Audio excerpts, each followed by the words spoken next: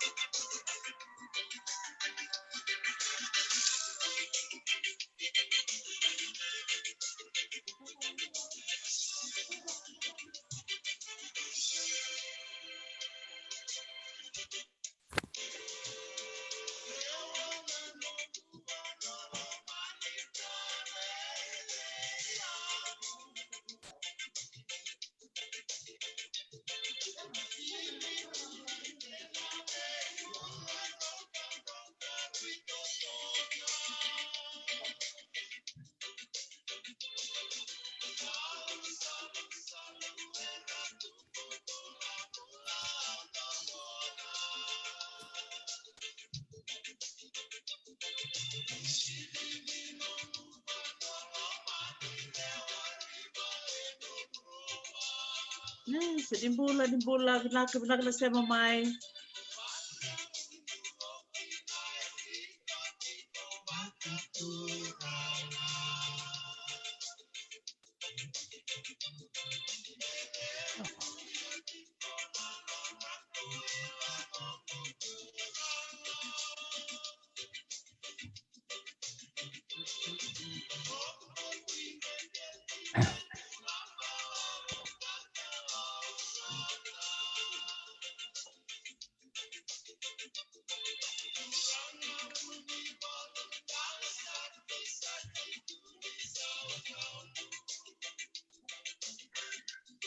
Binaka.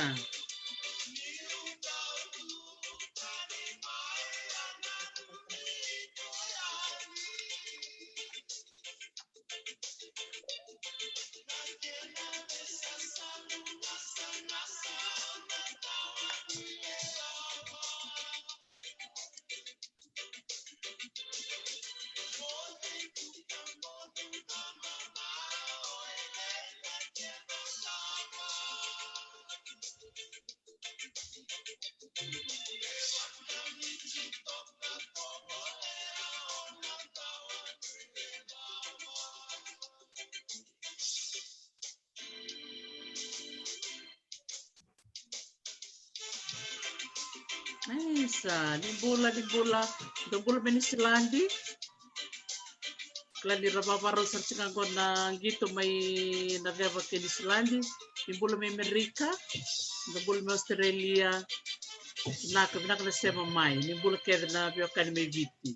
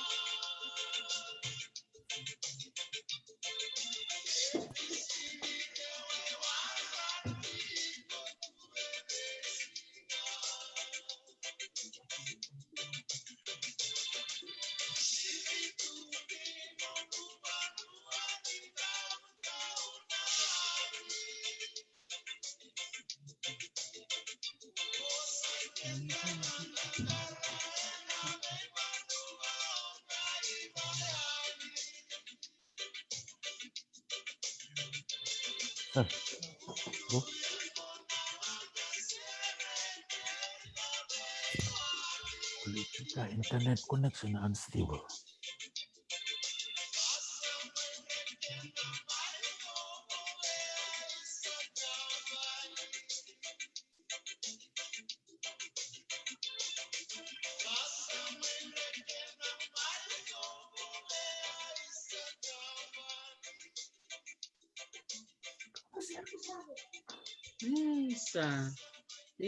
Nimbula.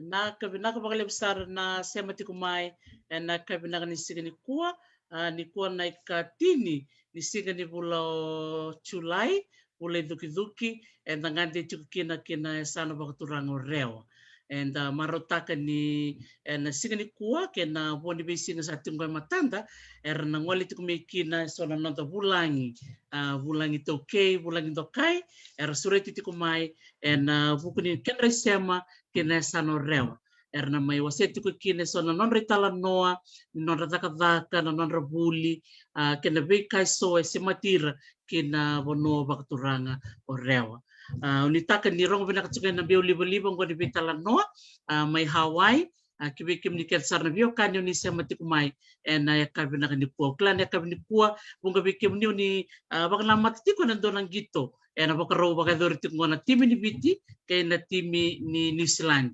na teka buti kumbe kana vitu na kalok ni woti ko na nero bitala no batake na nonta bulangi na sigini kuwa unitaka ni na marotaka na vitala no ango bakatala ngaki na rio na kaloko ni woti na gito na may dotel chukine do na mata vitala no ambula na buku ni ulu tangango na matangali trust class of bikim ni sa barong kina na mata sawoti na may tomani talen do talen na karo ni vitala no yang gosa na le vitali ti na may tomana na vital nonggo batake turangan ita bare na batik ni tak ni na siya mamikina na rio na kaloko ni woti na gito kay viti kay ni Zealand na ka binaka bakaliw kita bakem ni tale na ka binaka ni sigini kuan na tos chuka na nga bitala noa na buku ni be kame baliti kendra ito kay may biti na tikini ngonongo ni tak mentasan na bakang bulasar kibuan na nonda turanga bulang ito kay kasulit na nonangaw na menta may bital no bat kay kuan na sigini binaka ni kuan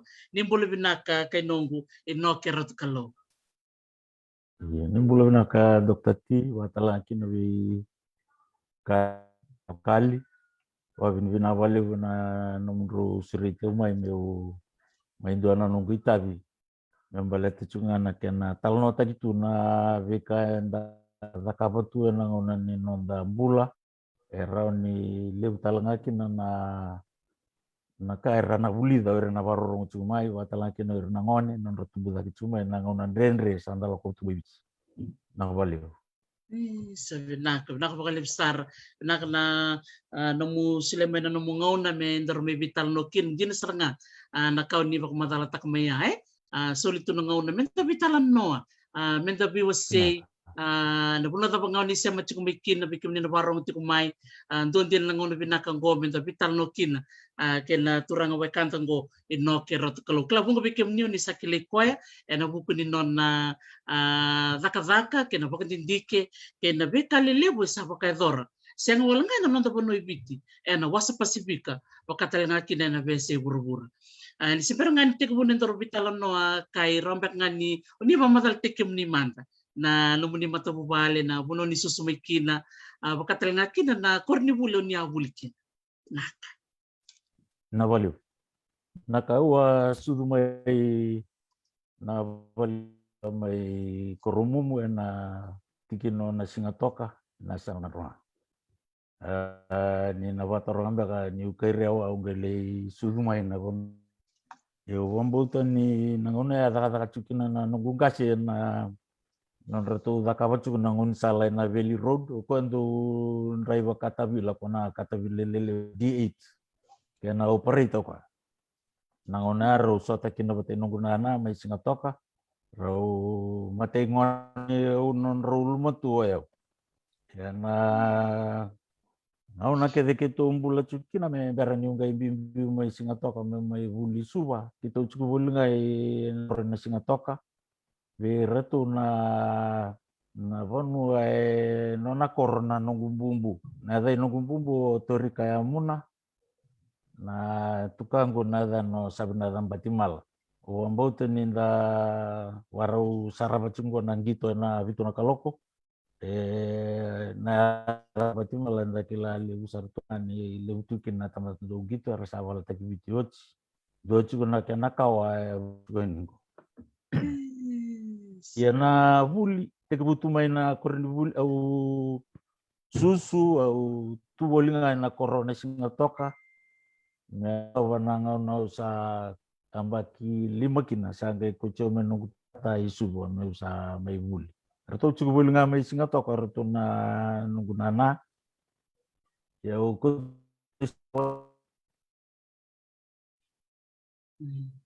Ona ki obona ya. Bul talanga na tikin talanga na singatoka. Na tui toka na kumbu na matanggal talanga na uso kumbu. Erna na turanga na marama erna kau ni bonongo bulbul era tukun ni era lakomai na yanu batule. Yau bulabuli singatoka baleto nunggu na tukang ko tutu mati buli sangkai nanu manunggu bumbu mesar tu mai cukup buli ngai singatok. Ndona bale ba bici le unang nongkai kele ya longu miki na kita cukup buli ndona bale ba bici. Sa yali cukup na tu aku sale anga. Ya na nunggu poko ngarabi gitu tu na ilalangu.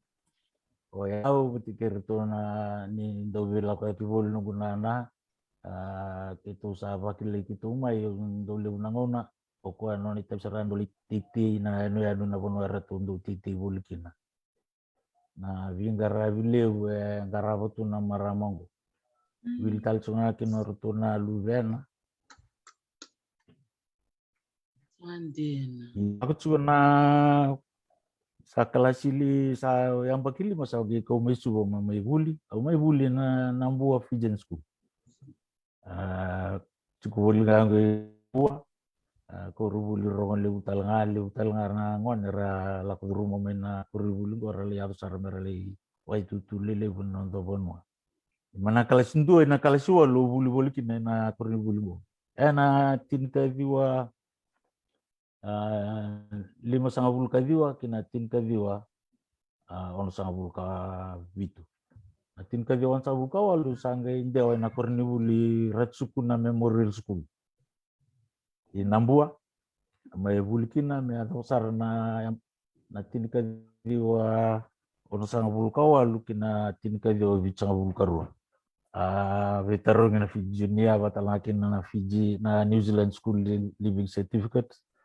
Sanggai le dambe na university entrance ena baki bata kema misa sulima ina fo misanda filta ko kanda sa anda via tosara oira na cikubul ngamai rase racikungayan yo we rona pono ni taka ko apply tu na ona ndo na apprenticeship na apprentice na pono ni taka na pindewuldi na kena walaule we walube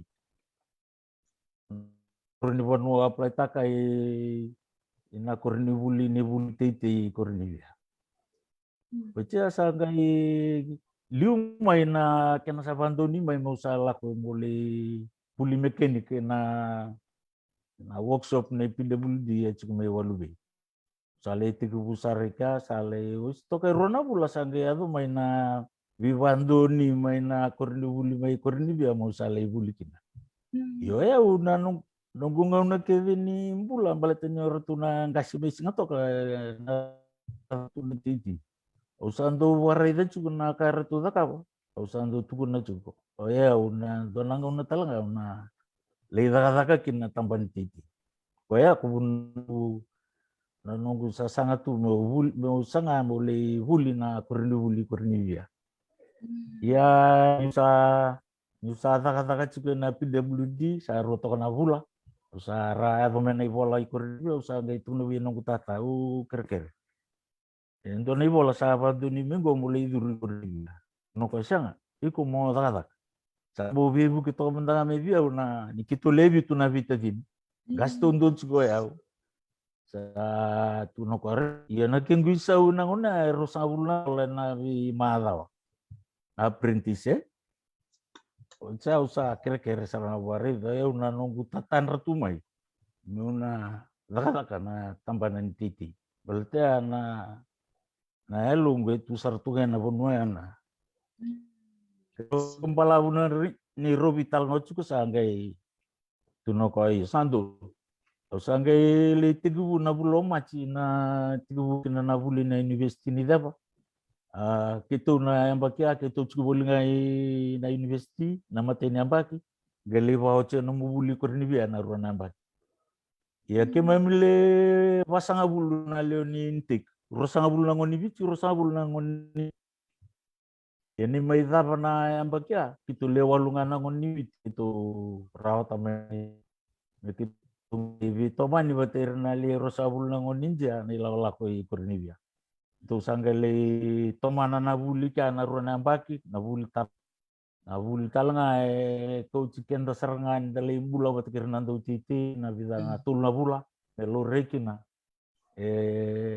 roju kuna matanggali da kang linggo se do tan talimbak na kao na roni oli da kap yo ni ochi mai na bulia na tin kai do bichang bulkao no sa graduate mai ini ber new graduate indo na tambah na lisa re cukup na tambahan talangani research mai Cornivia adan ratu na lendus dorto ndo da lendus plan non ratu iyo ratu tambah na ni karena retundu lakwa kera soran do kira mai bele lore na matanggali gele dava itu na nonra vivonua itu undu laku itu undu lesabe itu na rotal ngani itu kuna vi ndau titi go na matanggali tida vornote avana ngelengo ya kitu do kel metkelie ono na fitwangan da kilian do nimbulumbul Jasa nangai study takana matanggali gele dava itu kika different layers na layers ke itu ya varita kama hivi kuna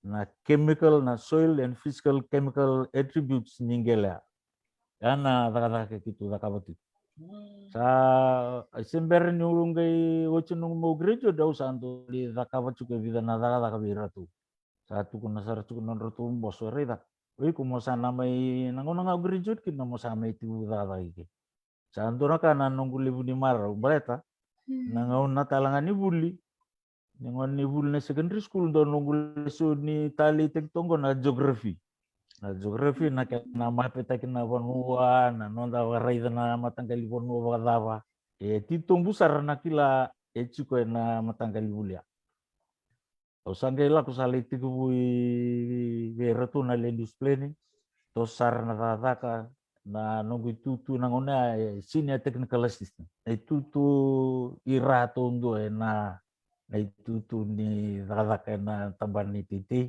senior technical assistant tu daga cukina na vivo no ibichingo nda talakina bondo talangana bono mai sianganga kona bono nindo na ni bakasam tacu na baki kilana tin ke wal sanga bulum biaka ya tegubukin nanto na vivo torre kita gile una kena sugar expansion mele wili mekin na bono sianganga retu na nitu lawa retu cukup buli mai lambasa retu wakaita bina kena dakangon na sabe lore na matanggalingele dapat tukina roni tekina nandobu seke satekin nandobu na fertilizer dapat mena fertilizer tekina wa mulum-mulingele dapat mena bangat tekina dona lenga lebu andando satava rando satava nando titi batele bunai wa mulum-mulum ningele saat mulai ngamen na paket sena plastik rando tamikna risio ni bika cukup lomani tanga dua kwa dona na 1321 na NPNK 13N 13P 13K yoko na ya robi dala citu wata kinangele ratungo ibite renumula na iti nimbukina yo na sana lenga ngai na tangani ko nando titi baletene na libuni labo banget ka robi dala citu boleh na banget ka na matanggal foto sadal na waya ko ngandre bikin na mendando lelo renangele saya ko men sambol cikuna itu laboratory Cornivia nah chemistry laboratory donge me analyze kina nangel lelo kina matagali nada bana ratio ndi na cukup nangel sangai taka-taka na matagali wambulin ngele daba mena rausa tabata kina taka-taka ya nama tagal dada kitundu dakawe ken kerua talangan erna taukeningel lelew rendo bina kata melure nama tagalingele daba chukina nonra vanua matangali vanua wada roni dakakina oke itu kitundu mbiu na vanua ni berni dakanto na vivator kita gilu kitundu mbiu rawelu ame kitu sevi takana vanua akitu koto talangan mena ken itu tuku Chuviki and Kitu Zakatalanga can a map in a Katuka, another Veroni. Make it to Varita, another Veroniti in Avonoya. Another Kitundu Zakava, Kitundu Vivu Kiverne to Kingele, Mera Raida Namatangali, Gele Rava Chukina, and Ravonua, Berani Rangai Votulewa. Si Matangali Viva Torre de Kita, where Nandra from Radakavan Ravonua. Warong ada Chukundana numero vital no taki Paula, Rangeu Kau. Data Tukuna Chungono, Orto Vivu Catalanga inventory. Yo ena inventory nan deleningel o kito na inventory lomaningel asawa chuko lomaningel buke ando nanda utiti me te anaiti me roni yang asar wali buah balatini kila toko na liuni lavo roni wanga tagine bambul bulingel kino na kaya na rawata may banangel yana nitu itabi yo na tos na taka na yang baki na ruto tokon ni chinwa dada na baki na nongu senior technical assistant wombo tani kesona na ngauna ndrendre na toso baleta ni ratukuna na kena ndoni lewa sangatu na itutu ko oroni otoso kina na tambana iyo ana dona challenge lebu biki mo minangone ai iyo sangai ndaboso tatunga ngaraba tunga na tavi ndangaraba oeu sangatalindo talabun o nanu maniru viali dakata kina bonongo sa lomang busaranga me usana toka kina me ado bana iyo na sandandina tatunga na dakata sulubikianda da sine technical assistant tunga sanda dakabutu na dakata ni sine research sa perna waitu tulile wae ndue yang andi may lambasa sa talaysara yo iko ino kamo sala kamo di lambasa muli vikara rona bula lapo si lautoka cuma lucu na nito office lelewu may lambasa may lautoka batalaki na kurni ya batu na dagadaka usanga bakasa mataka chuko nangau ni sala daba Roni warokat na vika kimang sotau cinggo ni sasing ron datos. Yo kito cungunan itu program na in service training within the civil service.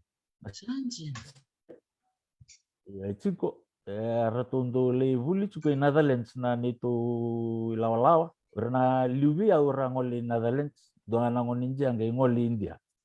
Nah, do talanga na Sister Institute may Netherlands. Na ada ni institut na may India na Indian Remote Sensing Institute. Na remote sensing na kana wangata kina satellite imagery na satellite meratura na itamba ni bonu na rosabul kawana eu saruni o abuki chibura kina. Wangata kina itamba ngo morono takabu kina no muzakaka. Meboka kona kau talo takchukan ilu. Nah, interpretation da banget akan ditambah turun orang bukan orang bukan dan dia banget akan sona misi ini merenda reda kina na itamba evokangan ni da bonto chukan orang bukan da bukan juga ndam chunga da reda chukan da dango pa ando tibu kina nito da o da ka no classification mena no office banget akan misi ni na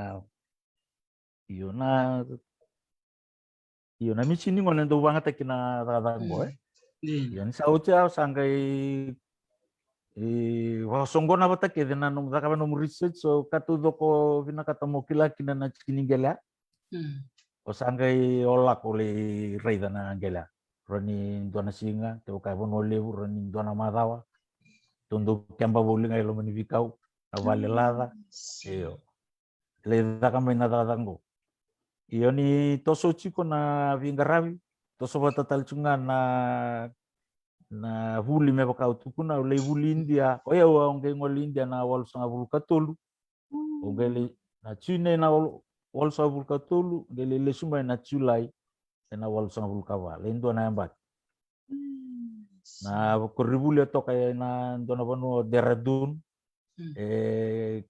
kilai tani na vono India ni vono ngora vulu chicken na turani walu na rakuri vulu ni vulu turani walu na India chibeka ke mam chiko talanga ika wala kan itul na milion ni na leoni vanua ina sitting order do na chiko na beul ni vanua na boto ni beul ni vanua Himalaya ona tigu ni kina Himalaya chiko kina na kuri vulu go yo leo cuma na buliau sa suka mai na nugu wanu ni na toso na raraka toso watana kena sa toso na yang baik manisya usa waka sama tato kay endo talangon ni sala mo usa na senga mi uroni ngole ni kina iya na bulinga sa saroni rawat na katugo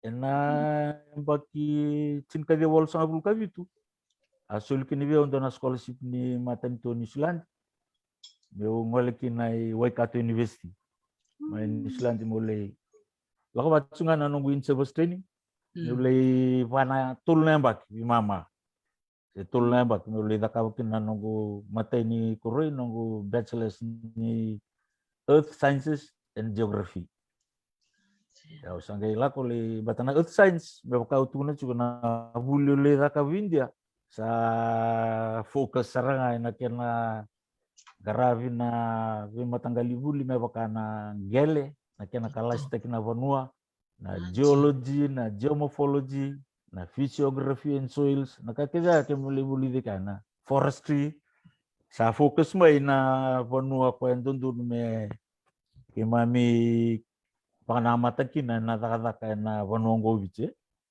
ana tambana ni takataka chicken leo tina namba kau suka mai sama ni mai takataka talchuko sanga na tos toko chungan tutu ngaya sali komendo na postgrad diploma sanga ni wala retu na ni tu liu sama ni gaina nu mo sali vuli o sanga ya apply takan dona scholarship na matentu so lima yo sali vuli panambak tul bima manambak oleh zakabna bulia leo chimai na usali stalimai na tinika dio sanga vulu na kena vulu chulai ola kuna wal sanga vulu kabitu au chuko meka na ya dona mata iniku yau me bokanga utuku na sasanga ni lago batan nanta sa rambai levu nanta kila da sa kila na titumbu ni wonu enda da kinna lago bata chuko na challenge levu ani sanga ni toso na nanta da balatan baka usikila na rawe huna ya usa mananu mau salebul merani bau basuka ini ko na ilati ko drainage ko nilo basu to sama ni ngole lebuli suka mai sange mai tinka dio sa bulkan do sange tos rakne tutu me research ofsa ena tigu ya sabi tulungan ba ki usa tosa na rala me adosar na ba ronon dulu karua sange leitor kina do ni tutu ni director ni tambana ni land development and resettlement nangon natalga ya sa radabat kumekina na lisi na agriculture landlord and tenants act kona lisi ko tul sang bulan baki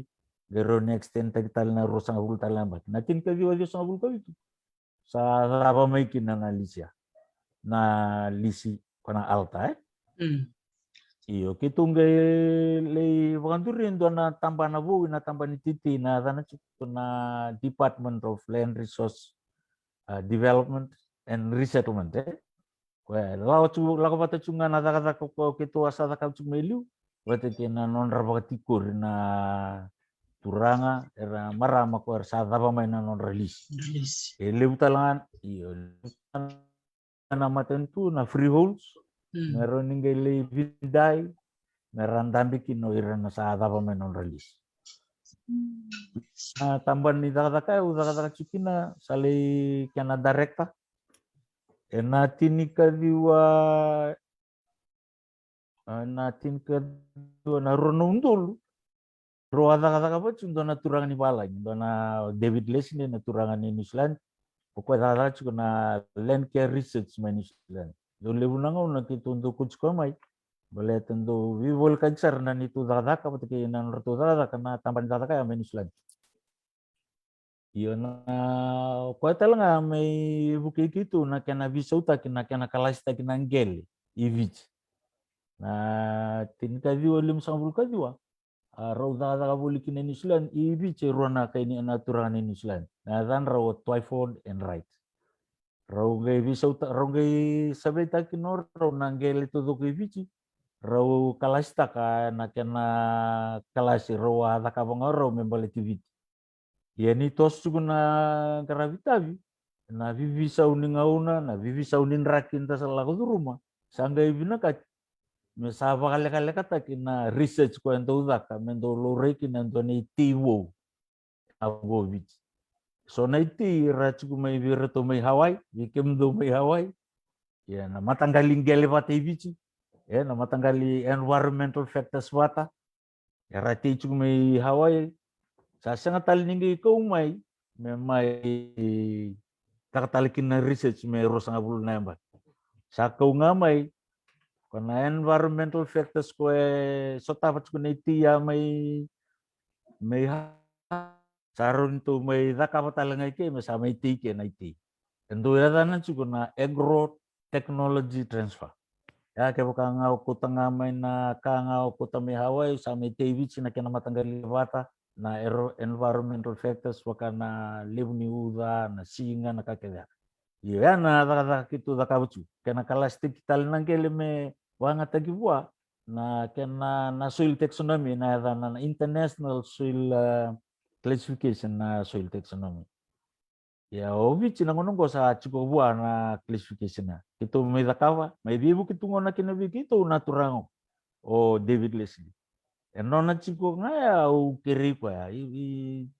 Total nga natambah na kitu taka chukiri tu natambah na ni na GIZ na tambah ni caman na technical cooperation may caman. Total nga ng rotu office at chubuliti. Kada kartu daka by bibol kan sto ka pati gitu. Rotu makatambah doon rotu daka wali usara. Pero tu na tambah ni kau na forestry ya. Yang dakila na forestry na kau eti wana tuananggel yang nakena expertise ninggel juga ni begitu i Cornivia. Sanggai may waya durindo na taka bata bat kirto na ilaw na forestry may tosokina. Sanggai tugon na tobyo na do na marama Evelyn Regbo ako na marama ni chaman may luta kirto juga na tamban ni taka. Sanggai tugon ko itu nakachu may develop takindo na agroforestry policy ke bit. Ya kero vital noa usanggai kere warida. Na obi chena nganungo ngandra pa chukundo na National Land Use Policy and Plan. Baleta na ngaune ngata kinangele. Oke ndanda bangat ka nga paglalay na bonmo enda bangat ka tambah ni titi ngona bono kitu betiti kin. Uca balilinga forestry sabi na katatalanga min na bono ya. Vindo numaki babi na kanangele na kena kaya ngandra pa na kau ko ya. Sanggai nanu mimendo na National Land Use Plan. Kimbambal nangon na tambi kina na vi ministries to doko. Besanda vi usa kita kanang kele da me bangat kina nakaenda bangat. Meron itutu wat tudo kono nonda rei na bonu. Begitu na tambah ni agriculture do nakali begitu ndu baka sama takatu. Sai na food security.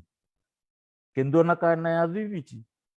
Nanggele mai lebunga na vindelana na ke kanda bakrai vitilibu ti bonolibu ya chin ka ononga na pasende ni ngele se ya rusanga bul katul na pasende ni ngele na vitilibu se na bonua eronyo bangat kana titi kemban bali on sanga bul ka bitu na pasende na bonua vindelana bonua singdondo me bangat ikin me bangat ikin na titi mai bonolibu pasende ni vonua lebu singdondo me bangat na titi.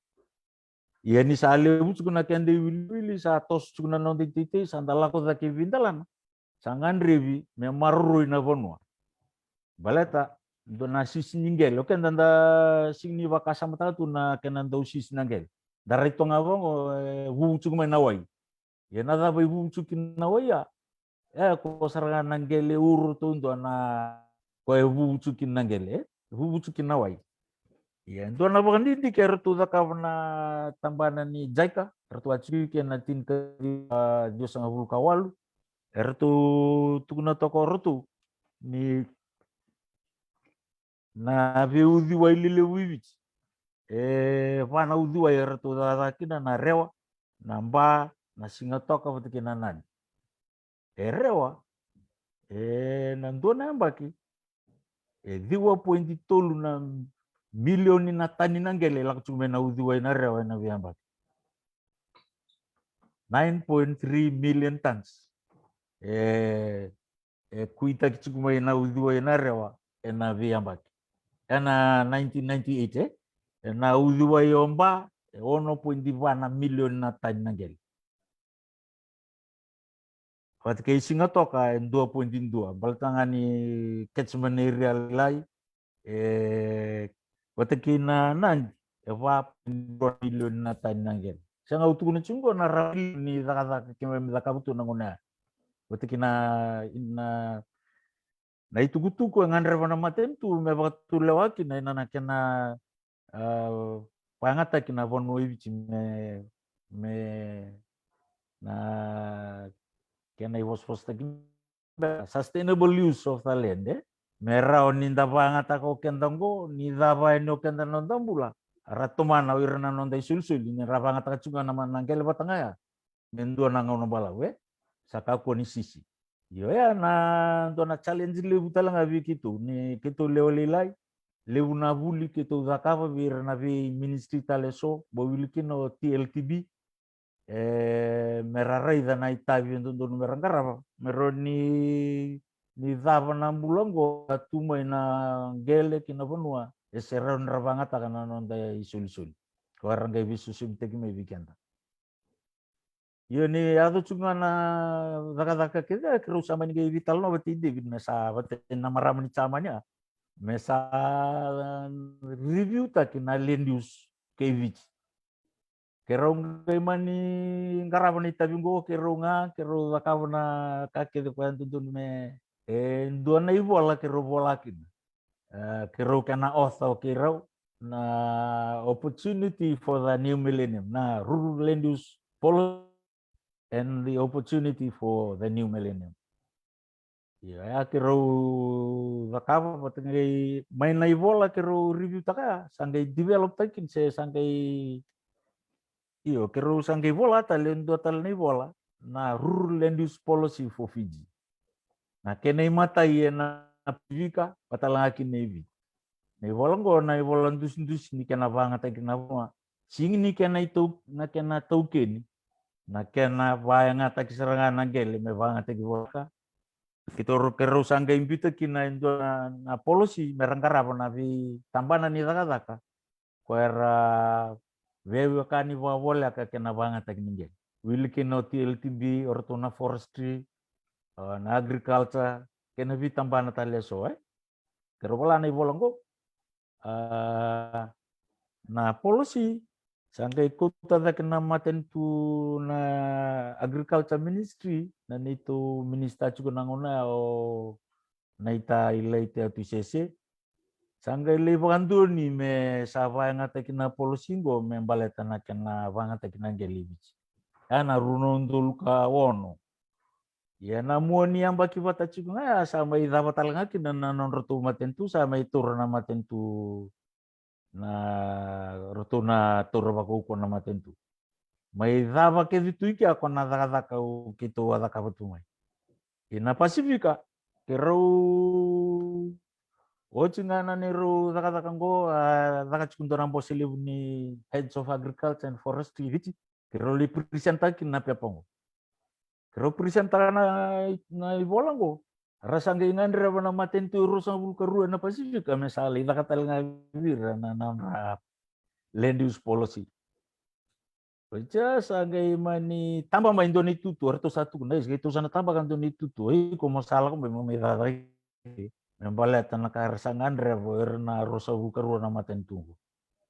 Baca tambah mai kita le interview sama ni soil media membalat tangan ni wasa anda udah kabut tu nada tahu. Sagai mani sambim du tal tonga musal kena tambah nani di Land Resources Division ni SPC. Ya ngole ni meu kana Land Use and Resource Policy Advisor. Laila cuika na ronondul kao no Februari ronondul kao no satu kikinika. Ya sanga kina ni wamol bol muta kana nunggu ndo revir tu cuma na nunggu law sambil tir tu tokamai. Wibol kaitungan ni tu office. SPC no na headquarters e cuma New Caledonia. New mea. Yo kitu na ni tu tambano kitu tu base cungai wici. Kwa rara tu kena ninda tomana cunga ni rara ko kwa sa 30 men nanto nangona. Yo na ronondol kacini na buloma ci sa tukuna kina nunggu liu na director ini nunggu tambana. Au sa vina kata mau sa deu, mau sa lista li turang ni tonga. Ali kisisifa. Tuno ko ni sa via list sa deu. Leo ni wono tu meni Islandi misale ngarabutunga sono consultancy misale ngumika. Ya itu ni zaka ndo na bos ra bos kinor na vilulu ni vitambana ni SPC ndo le zaka sareni me. Kero sama ni vi tomani tu na ndo ni lokloka. Sale adika sale kadiva koko na itu tu ni sa. Kwa kero lawa sumingo sana mai susum teke ucu na me usahakan na acting director na yang bakia. Dalam na tomancu na sindo na kawu na kangandan tu zaka utumen na tambahan ni titi na Department ni Land Resources and Development ni tambahan ni titi watalengan na kila sa chiko au sama nilai tomana kinadada mo. Na yang baki runundul kacini me ado sarna runundul cin kulu sangaile au acting tu sangaile wa tahun data kena itu tu na runundul cin katul. Ya nimbera ada kawan tu na buli ni velutak na masters ni business administration. Ya lewer na torong ada mandan ni ko technical scientific ko cha usanga irika ika. Ngona udaga chin kornibia utukuni chukuni kitundo udakawa. So na bandindi ke membaleta na kena bangata kena fertilizer na rate fertilizer rate wata kena matangali kele wata kena iti metekina. Rachu wata kitu i kurni biar tuletul naturagan ni Australia arto medidi bakana program. Au sa kitu undo vital no chuko usa tun redo eu velustal chuko mulida ka undo nungu masters ni soil science by Mills University. Arto tu kono arto reda. Koi kuna ngono go sa singrochi ko mo lakota le mo lida ka na technical area ko bina ka chungor. Kai ko sa kilai na bono ur sa chuko ke devi. Itu review ko chuko na kadre ni management sa chungor review ko. Koi kuna no ilako go na liado mo na le viluta kina vitamba no na lakin.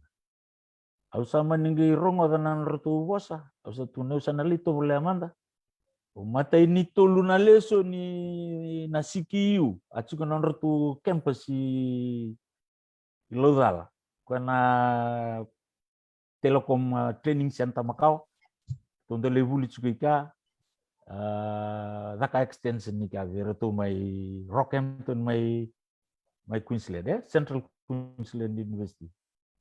Toso na tulu na yang bagi na tulu na leso ni. Rao na tulu na leso ni au satu na virotu i. Na buli ngo sa kami dasar na vio. Na buli ni velutak. Sartung itu na iyo. Sa kitu rao ngori ko itu sangga iwo ediwa. Iyo ngori. Leko tame na nomo FNPF mai dakawakin na nomo buli. Ya na ministry sangat ni wakatara mendali buli dasana buli baya. Batin cukup na nonda technical area menda kita. Yo ya una nunggu sasanga tunga. Yo ya una nunggu ndo wakasama cuko. Kona tama te toru keru taka bate cuko. Me una senga mo na siviti kwa. Ena un salada mo na siviti kwa. Siviti kwa kina.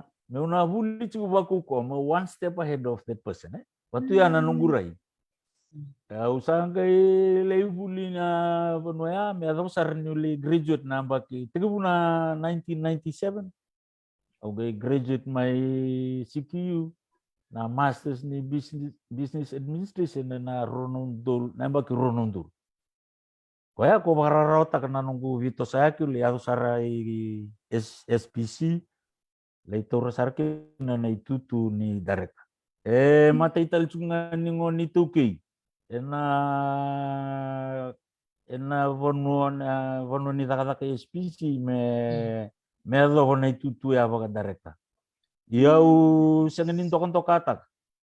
Sengen iraw-raw sambo ngun sala mosi-mosi enta muria nandaliado kinana itu nandaliado wana itu tu ya.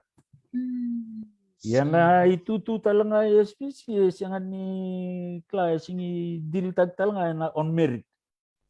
Cukup talanga na kena politik. Oke itu senggai sotava bukan dua ni itu interview apa.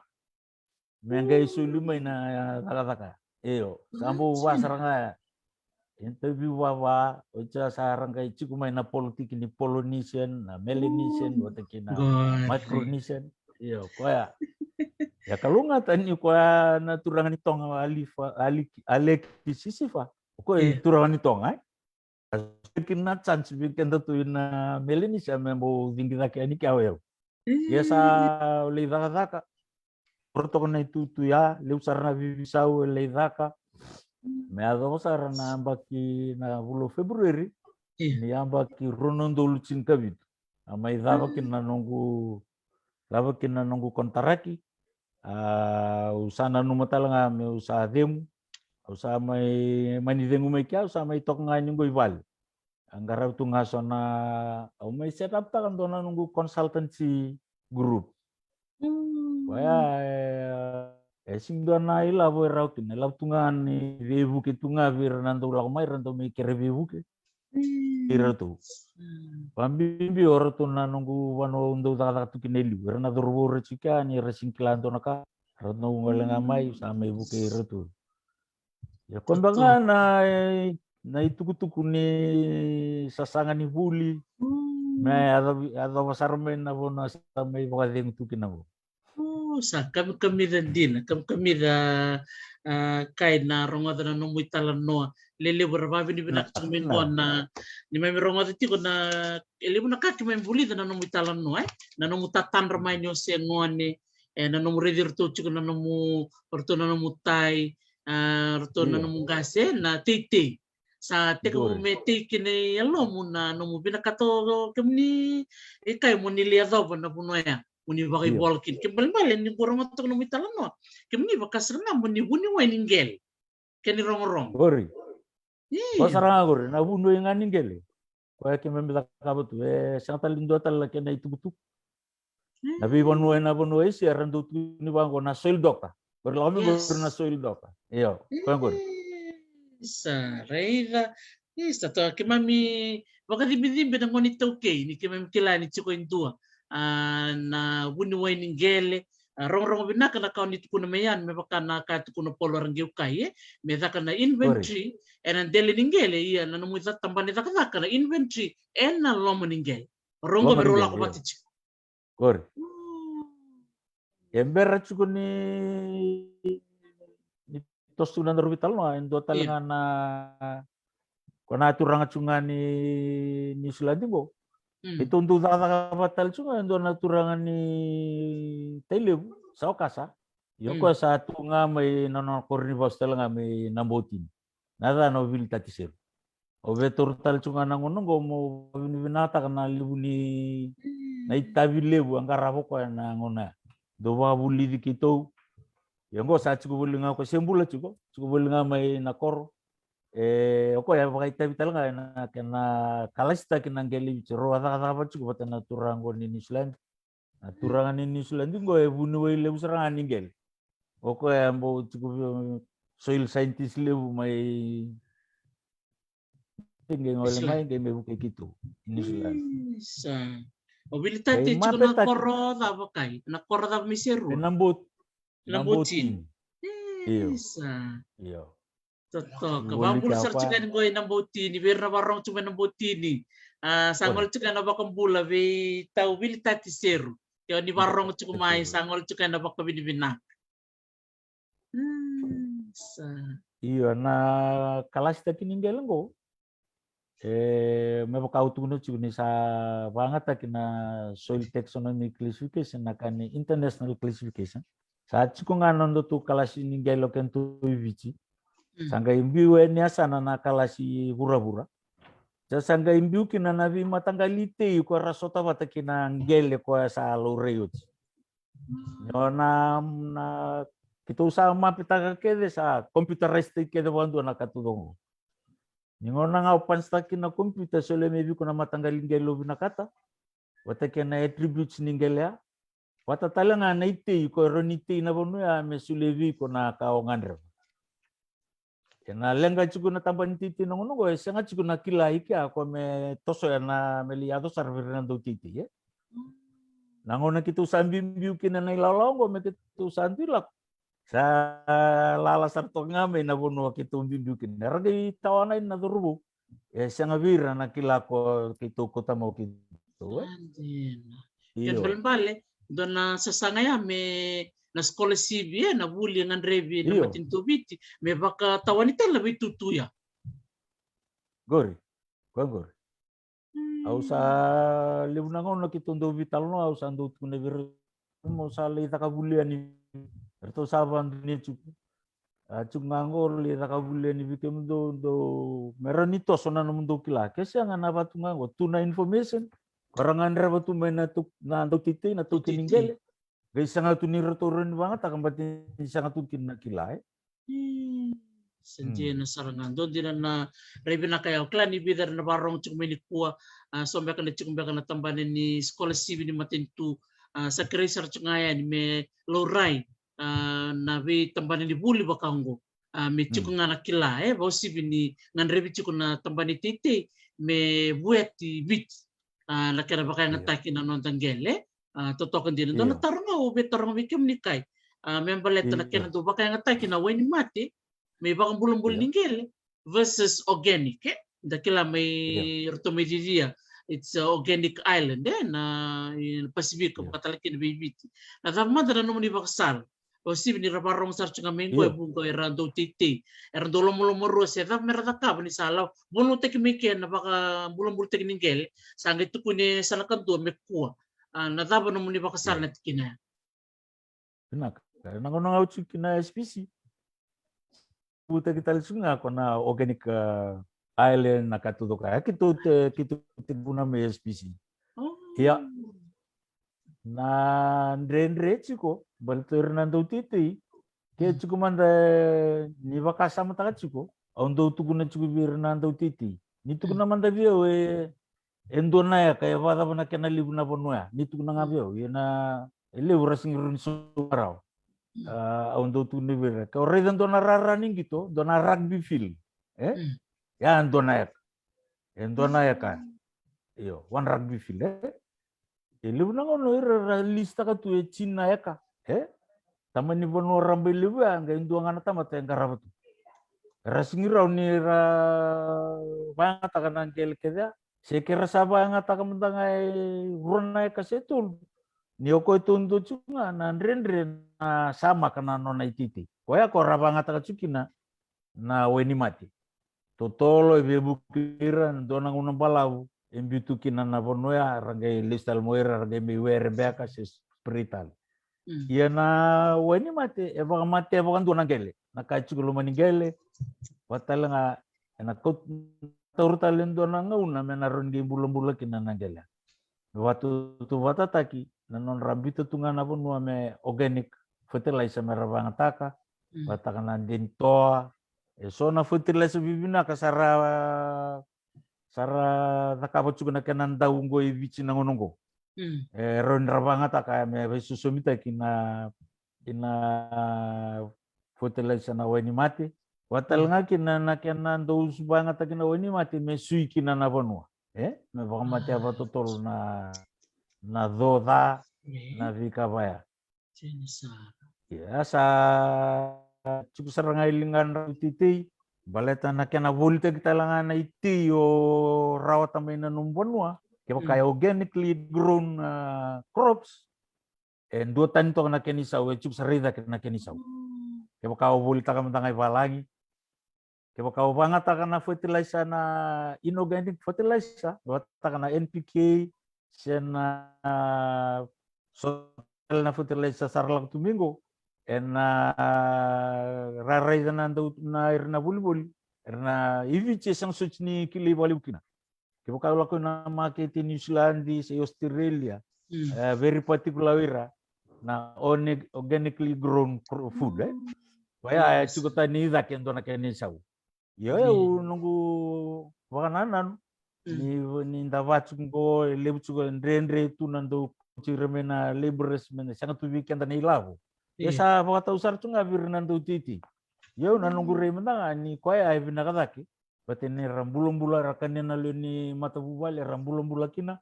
Sangat talanganin do na mate bitaw kina. Iyo. Sendora basal binakasar ngaya unit kuno maya balate ninta kila na wani matero ni bakubuna na tubi mate ngoma tangabi kitoy Hawaii ni dala ko ni stome kito libuli sa chuko sarangan na ndonga na sini bonin bulbul tika sa bulito kami kina organic orital nga na kinaisaw dotan chuko sarida ki orto chuko sarida ya na incentive na nando titira tungo merata kawai. Waka nga talon daw talon taka chuko naita siya wala. Na non ratu sasanga chuko ratu mertu ti rocket. Iyo. Kaya waka me fertilizer me kakuni banget na fertilizer. Na rotal nga ni rangu.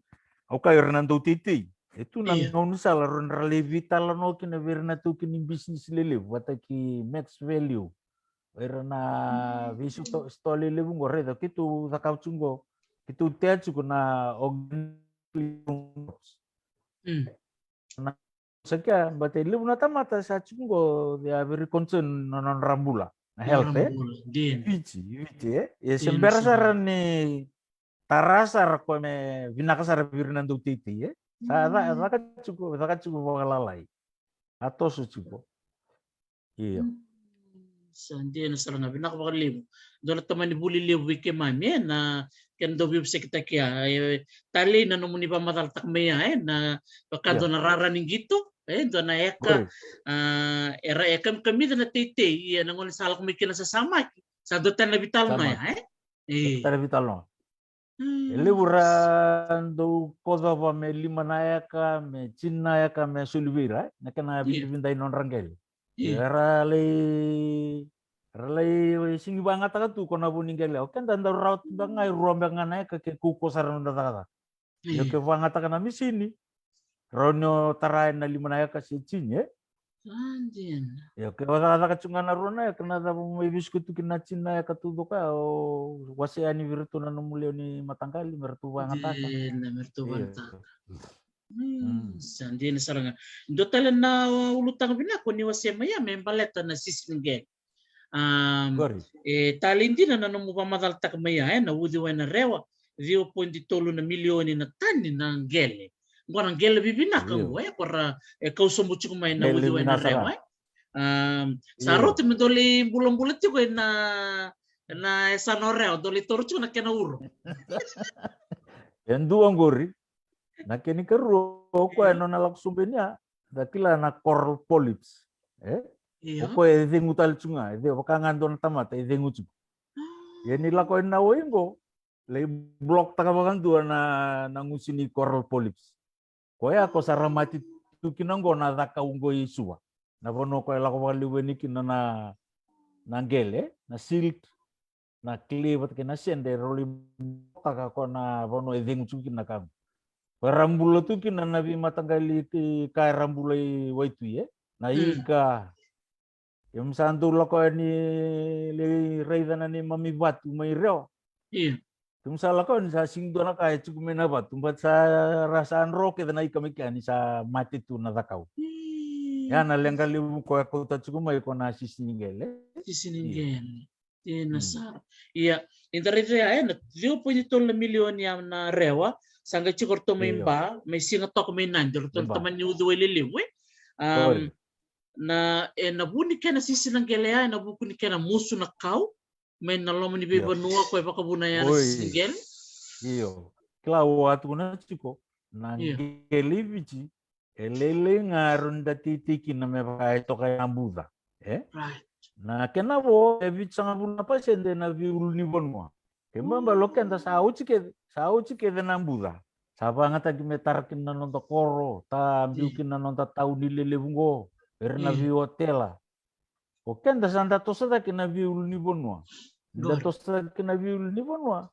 Yo hereda Deo siviarta kapata karapanga taka chungkona turang ni China na backhoe na excavator ya ngone token na uda nangele ke de chuki nambamba ya bakan duwe udiwai yo iko rai de chunga bango se chunga nangel ya nawa iko ela ko mebanan dilingele ya esada ba sa roka sartunga ningele ya nangele sangai me sot sota na vi kalalai arde me bubutu ken na wengo bakan dua saring musniwai leunangon da rede tu ni bubutu na waya me atau sareni isuba point atau sareni suba haba Gori. ya ngona konangele kola kuchugan ni yo debo kasama taka na diwa point tulu na milion na tani yo rede dona track lebu vitu na tani baka sama taka dona lori lebu vitu na tani pondo chuki na vitu na tani nangele Yongo na udhiwa diwa pointi tolu na milioni na tani na ndo na yamba. Deba kabisa taka na liuni na kauta chuku na lori lewa nangele. Gori tamani wili bitamer. Wili bitamer geken karuta nga. Ketu ndo vital no taka chuku na nitu tabana batikir na tabana ra taka bibol kat. Na diwa pointi tolu na tania saya kana kena research na tinka viwa sang kawan. Ya nangonongo. Na kena sa tatantolan na vibonua sa vanga tagi bakali una bonua. Ya na iboli anda buli takabata na jinja na ndalo. Irengol ko rabata na sarcungan na bonua anda na viulu ni bonua. Yang sana sivyo sarana 2 itu. Sana rei cin kalima na milion na tadi nando na mbak. Sana biya ba labulan di barotak. Baru ni baru otak. Guys, yang itu me review tak na data go. Mer tulis tale mo tu na law ni Jaika tu ada kau tu na taka na udiwe na nandi. Umaro wali menantu nangone ani satu ku ni tulis tale mai. Kita bitar tar cukup beter tu na tamban titi beter na kene liu. Wala ba ke ka ero ni tu da kau tale manda mer tu warita manda weekend. Status lagi, status sub, se dava yado juga. Din sa. Batana data se tingkat dia 250 kawal. Din. Ta wala katali bango ni kita nambah rusang abul talban nambah. Rusang bulu di so pun dari empat. Satu dulu me review tak mere ini review Iya. Iya. Sesanto na viva kan ratsarana na kau ni may wasi ni kuhay na buku ni kena pakai ngatakan wani mate na kena sisi ng gele. Sangga tiko talaga na kau di pamataltak na food security. Na food security. Na lele wala sara ng gele. Lele ng gele. Iya, vecin kau nung anapasin day na buwan buda. Iya. Kaya ako kitundu lang katakas ko na taban titi. Ni sarabanga tay kede ko na budan ko na nonda tosun nonda itiko dakin na ngunsala. Dakin na nabi hotel na katudoka. Dasingi baka sama takat ko kenda. Kaya doon na raki madali na drought ivici. Me mati kede bondo na nonda iti na baba. Ivi inda na kay kanaki. Iya, naka sasul cunga ni merge bakasa mata cukur na vilita kinangonongo. Iya, na pon war sako cikan ta cukin. Iya, na sarana. Ya na ribu bia cukup nonton nangauna. Iya na lakobat kai na lakobat cunga na takatanggo. Itu sanggai bakasa mata kana tapa manda eroni wali. Ni kana bangat kina viul ni bonua meta robi na kana sisi nangele. Untuk suriti walu mai lemu nambo si mai Australia erto di baka cuko na dona grupa tigu cuko mai Australia na konsep go na na land care approach na land care group form taki ya banga taki na participatory approach Na participatory approach sang sarangani kawo weekend na ituki. Nanonda ambula baka matabubale tibuwe ni kinanakaw. Nanonda taka batangan, nanonda sol baki. Roninda marroe kinana ponu ko tunggo weekend. Ko ketu mai ado chuko na vital nota kini climate change na kana sa siswali una vanua. Itu sama ni nanuma me sabanga taki na konsep bo.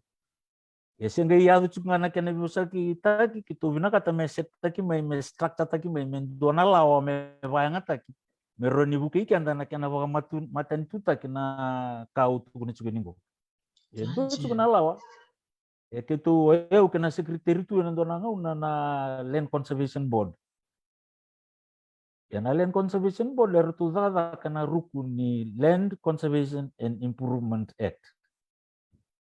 Na laku cunga na taka ngani kirona ibola ni kirwa bola me taka National Rural Land Use Policy. Sa review ta kita cunga kina etngo membiu kina kona ka kirwa raida rauma iko ndo membiu na lomani act. Meron buki kanda. Na kena bangat ta kiwa bina kena marui na nonda vanua ngo iwichi. Iyo. Kalau mani le yato sarakin na mesa visa uta kina lawa me sa amenta kina ekte akona Land Conservation Improvement Act sembera bukan kibuna kena baka turime na laongo na tin kajiwa 5.50 katur.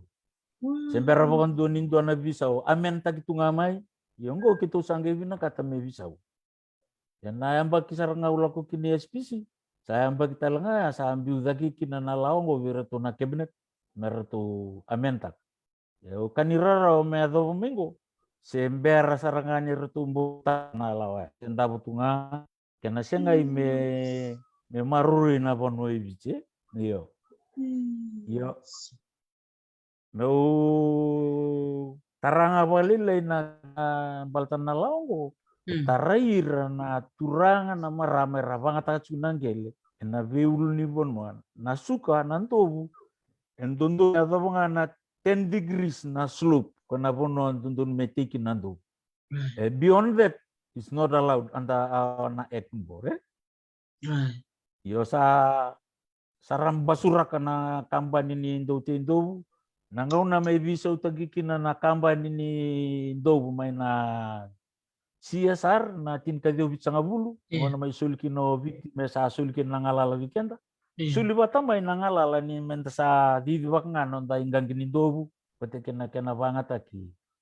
Okila na kilabi na ko ochone may Australia. Na itu tunggu. Iya. Na nakaya do ni na 1970 ya sanggay tatandolon-tolon kina na amakit ini bici na bibono iburo. Ya nando busingi toson na kena bono na bono nga rasati chungakin. Iyo. Karasagay ta kapa? Karasagay toso ta kina viul ni bono. Kana bono rasati indo bukina. Nangon rata kawkina. Nangon ni siasar. Inanon rakontara kinando tindo evola ichika. Oi como teita Kosovo na viul ni bono kendu na bono bangataka na bono amba. Kau kau rakyat juga nasa suara liu tu kina na bon warati tu kina veti bagras. Si asin India. Kena kau main akarasungo meramiti anando tindo metita Kosovo na vi ulni bonwa erati indo bukina. Oko it's a hedgerow marro na sisinyingel. Sini pasta ka may baltoka yung bubaba ko na to na bonwa ito kina. Yan ako na may visa utagi kinamay na CSR na FSC. Sara sibiyar takalibin ng dautindo ka na itataro singgel mo. Kondo te takusobi na biulibono.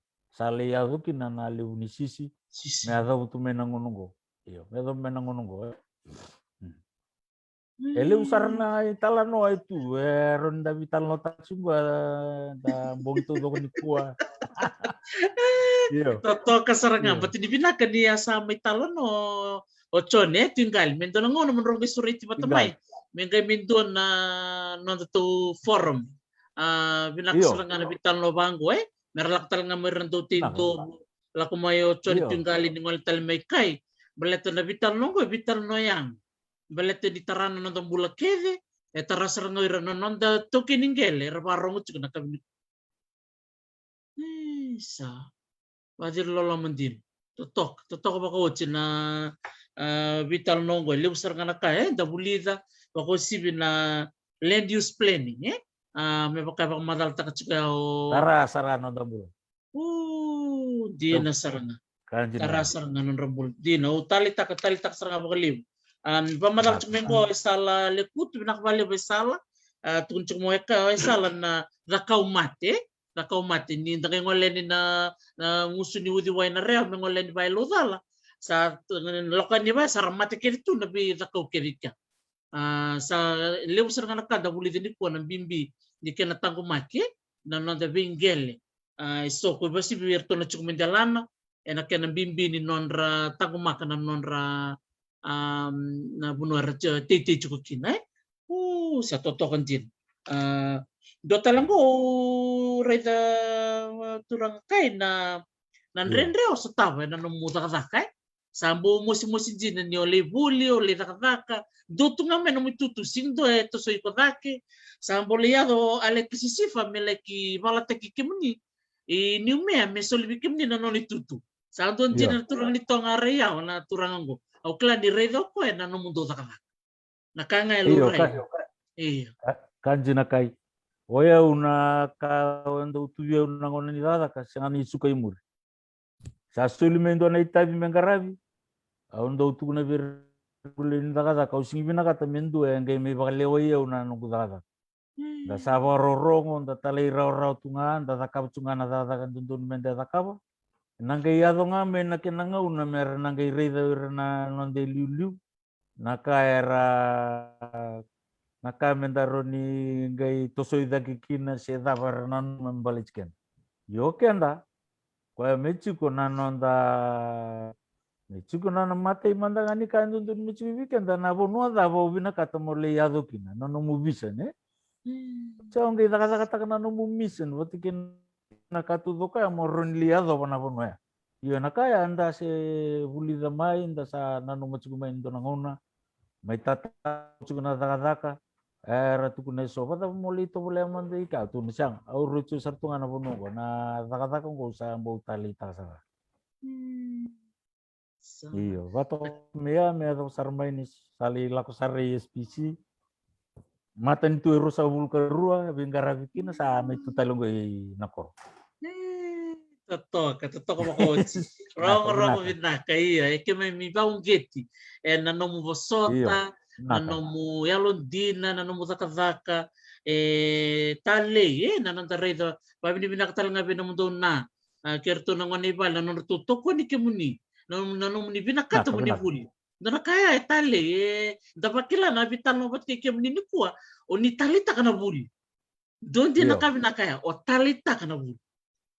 Ya una bono daga kina ngono sabili taki kina do baung ke cira to nongule ni daga edana chuna continuous improvement inano na vena bana bono ron le bulikina me toso nanu mu daga oya unge bangarame na kene lavo se da tale roni daga me roni buki ko motoso kina ando nungu naka undo daga vir nongule ni daga SPC vida na PhD sarli rota menor PhD mai Australia nangon salwa tengah ni davia bukira meratoso sa singini dava ni nonda mbula me santa me tokanga sa ruci ucikungo sa sang ai ko motos na daga kai lebu na bono iko aurei devi ko na potential go ya na kauntu warai takavira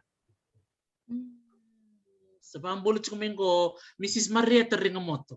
Au klan ni nakili ko vinaka na tamban ni tete. Tamban ni tete. Nangau nau sengai au buli cuki na ikorni bia. O cinga bali lebi dengan abak sama kimami wiki lebi naka balet ni kimami daga bata nona leo ni bal talanga. O Robert Ringamoto. Ke dua talanga na unsala ni wakambula tu ni wana turang aliu ni rotuma.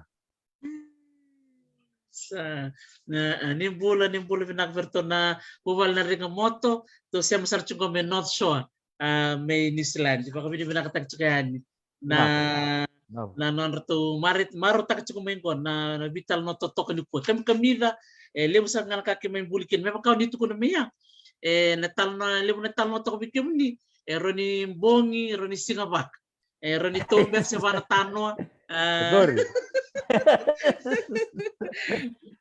totok ba ko te tali saranga iya may makan na no to vital no cukup may baliti rewa do man tanong ni boss ni bakasal bayran ng one ni rewa era baka rong tukumin ko ena buku ni bully si ana buku beka ni kena baka yang atakin na non ranggel Iyo babin binawali kemuni kai Dr. T ni sulit ko biro nang unang ko meratal ngakin nindo na nunggu iba kasal biro na ngone ni rewa biro na itumbu-tumbu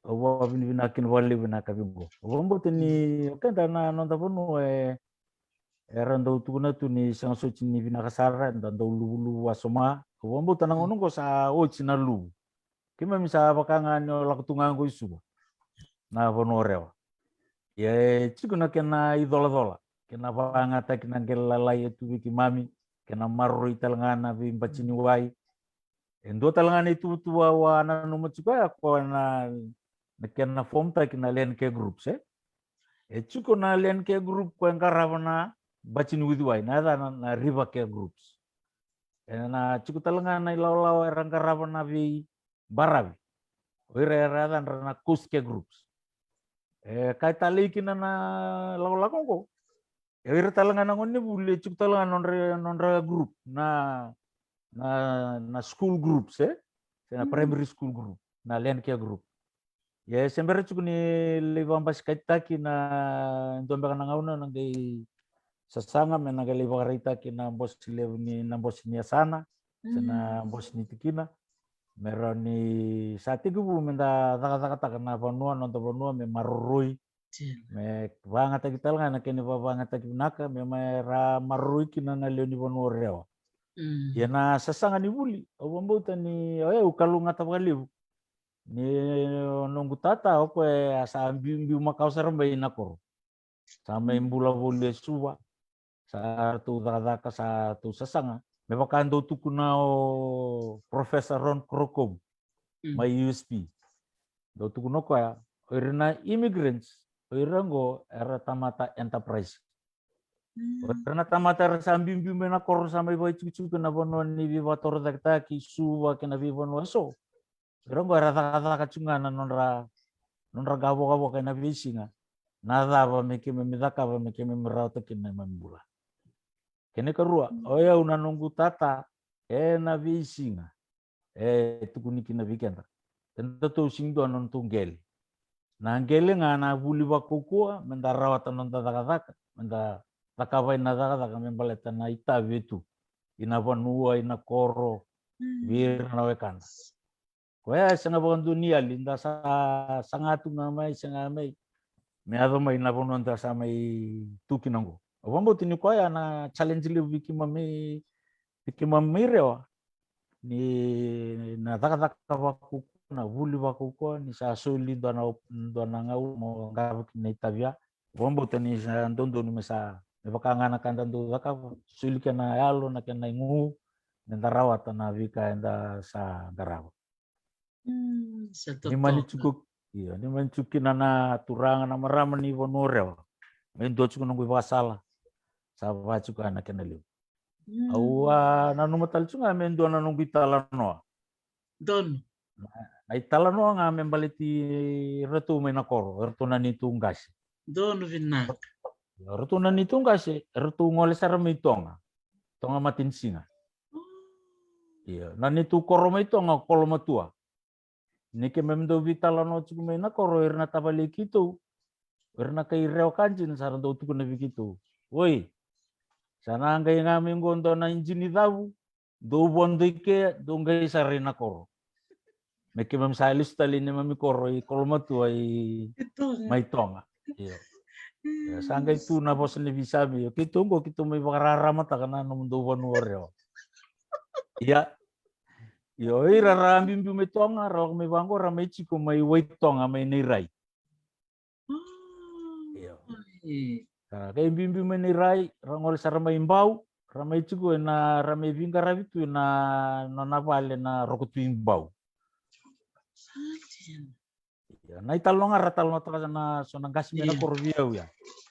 Tahu ya, itu na ngau na ita kanto na songko me na korongo virtu na itame na huso. Na korona turang na karnival. Na bio kanyar tu me ka songko ki ara muri mai na udiwai lev mai reo. Lau mai ra mai chuga na songko ravi kau chuga mai yo irna ni tunggas me tong. Betul ravi nakasar nando waka uang kay na vivoy pi wasta lili bungo. Tulang may uci na songpa relesu talimbau lembiu na kaniyaya tudoko katudoka saranggain Roma yui ramai meralangole may reo. Kara tukuno irani bono bina koreo lebukin na kakana lebukin na sasalu na kakeda. Rara itu cukup nangona rala kumikina. Ya relesu yani. Kalau ngane na wangkai na bongi le toka na batini wai doni makabina sartunga na bono sacu ngaki na corona bua nang unongo. Na mata kalile ni andra naturang o na roktin rike nangona o rombanu ye. Tala saroko na no namatini bono le rike manta na wangka ni. Ngol sarana romba na matani bonua ro le vital no tirna kasing tonga sangga itu kuni mai no ira rangol cukup mai tonga non raya italo no wa sangga lista lokal itu kuna bana turang ira rangol mai tonga era sa bimbiu membau sabi nakat mer sarangol mai itu kuna sarame na turang kuna bira mer litara non ravale na bonua nga dunia na kelitu kinawang na bono cukup kina na corona bua nang onongo sampai tarvale sarika raciko ya na oke itu na nitu rtunan itu ngase rtungai tukuno romban bime oke mundu na ngone tonga ne roktun reke me tigu mai na ngona me adobongo ni dakan dona songo lomoni koro don dami tonga na maramai liu oke mami keda na nangon ni tonga ke mami don dami toka ni muri rabing karab tu ina lomoni nona vali yana ni tu itabi chuko na ngonongo sulia talanga bikitu ndo na chikiningele na bono ndo mai wabu kikina nambasi nasali iya vecin katul na ya kasule bike mami titi kina Sara tigu me sarva ngata chuko na ni tulio ni yabusa na ngelea ya na italno laka nga may talno taka viki muni iya sa rong binaka kami din o walisyo tal me ko viale kisisifa sarote me rosa visol sulinga ni chuko bek na isema sema na gor kondo kan gor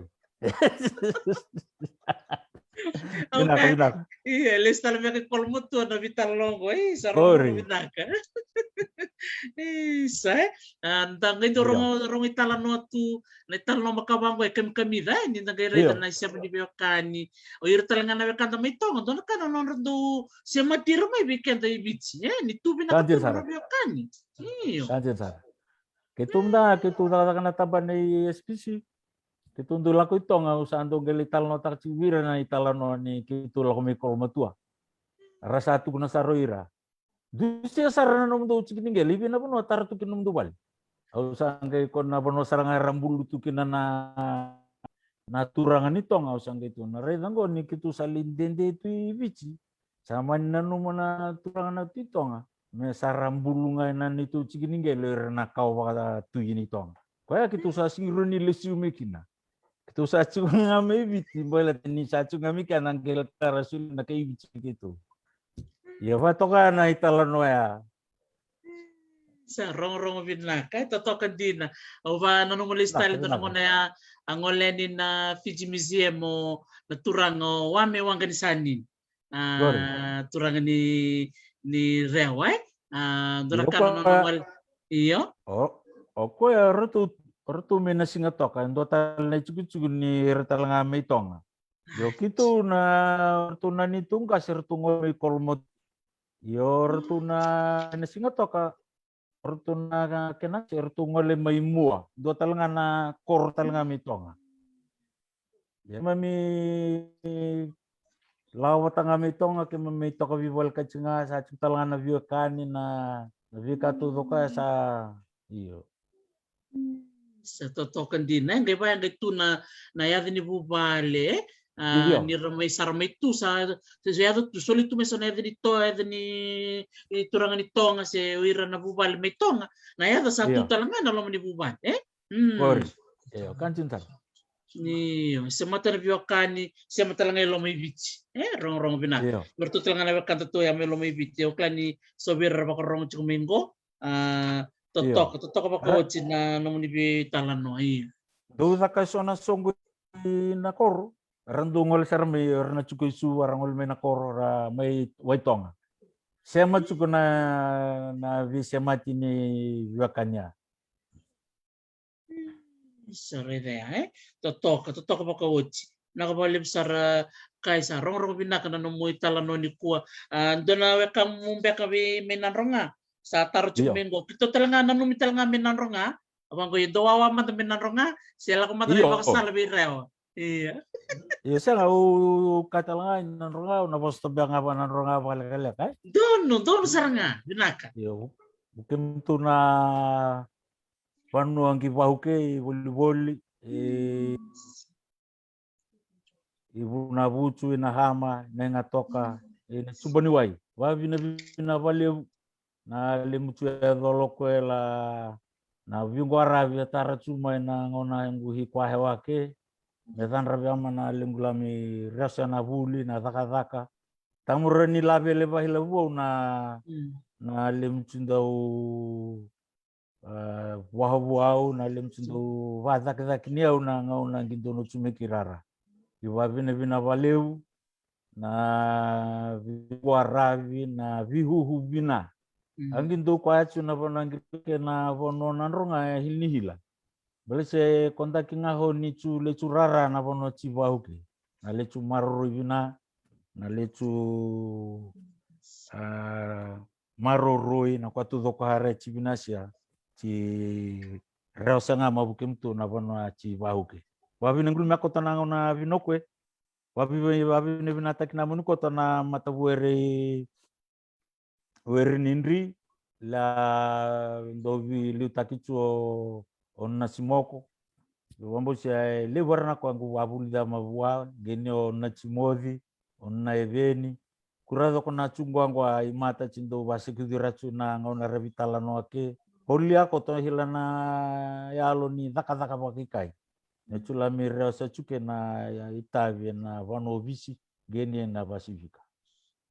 Ya honi hilang na lembu wabine bina heo kimto kerevia mumuchubo siako teni stamu hilang bangau nambala stambu leu talwike na helana hinga kongi nange angwanjua cunange livitala no akoto numi amuni koto na bro mesulia morakuroi talala o masta wabine bina koto na kena binuko na bihu bina na bro save lolo mabali harcu abu kintu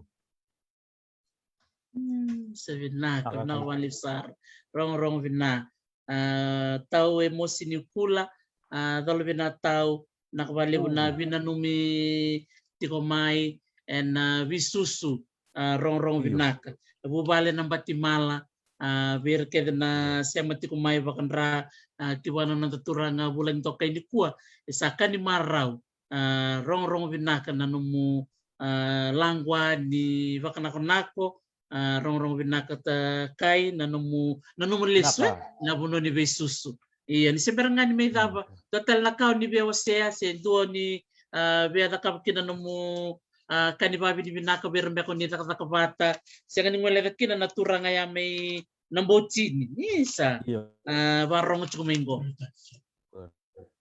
au wabin bina wali buna numunruna numa me total nungku ngauna mau wabin bina kina vira na wekangu kema me ada bata dona ngauna bala bu daga tukini kurnivia sabaka tunga nungku koro kurnivia ena au torna ngon binango mo ba binavira na daga tu sera daga chico le bikima misa kima mideu au sang talangani ngule ta na weka go vilta cheru patike retuna nona matu wale asia na patike retuna ngone na non retu patike neuri na koro na bautini nanum deu nanum ikem do chibu wale na singani kuah sanga talangani ngule ta na weka kitu era taka tu me lambasa nani tu tambana o chosewa basa wati kanito matangasau sanga talangan ni ngula na dona turangan ni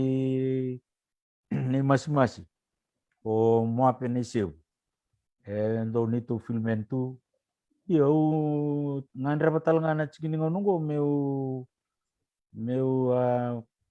ocho cimbang nunggu bakasala vira na turangan na marama ratu keningele sakena ngonongo me santayan rapo bina kana nonta ponu mendaka kuni sulewa bakale besar nonta bi bakam bauci vira rakani merale sasanga mera bina kata nonta cikiningele da raida bakam bina kana na kena laurai kanjina cikuna na lakomai lebuna ngau na sa volte ki baka vida na cikiningele ko era le listaka kene karua na baka ni bonua dona ka undo wakasa matachiko nangau na undo lista kinangela na TLTB so langele ralako na turangan ninja sa lista na bonua ya dan do saratu kinana moli na uto ko dan do kaniatu na bonua saranga sa lista dan ke lako ni sa to kanambai sampai tegitu na bonua yo bombo tani sona kaba yang tuntun mendayan ran rabakino kenda netu kiningel sako na mode da aku na boka wele balato na TLTB nona itabi ngoko mena tuncuk ni custodian ni nonta gele ele una ngau na ratu sa ratu daga tanga na liuni daga talanga mitu na kena sengai na kena wan runrui meni lapo me virna lisi kibe kemuni anto na daga liu yo kenta saranga bategi kenta me satu weekend na ya lo me sandayan rapo na nonta ingoli na nonta gele mendaro ni kako ni ralaku meso ramai ba lawa kita kenda ramai taura na kena uro ni vika enda marro mai ba maringeta tu men don ngono bala ka kimam cipungo eso kimam roni soli baka sala ya wa bina cikina bali bina ka bini kuah isoli bi on don ngauna meu nanuma meu selekin don ni baka sala bikin na bali na balim sara kana bukui kema mi keda na warong tuka na kabina ni kuah yung baka binibina ka baka lew bikim ni kai na nomni selena na mungona mungwala meni kuah na karusa nga bulu kali minisinga ni ulo chulai ona lista li chuku mai me tamay ona may lewena tiko na rewa province forum bikim ni na warong tiko mai erto na dingi tiko bidan na turanga marama ni salabak turanga rewa na may dakatikong na kena bitalan no membaletan na bimbi ni nonta panua bako sibi na kena ngarabiti ko ni tabi na sana bako turango reo binaka bako libsar kay babi ni binaka chuka na pupala rot kalo na nomuni nanon rotobito ko ni bikim ni nasar-sar chuk mai ko ni bibitar-tar be na turanga kay ni email nga mi biyaw talano with drT@gmail.com ano guys si mati kimni buana turangango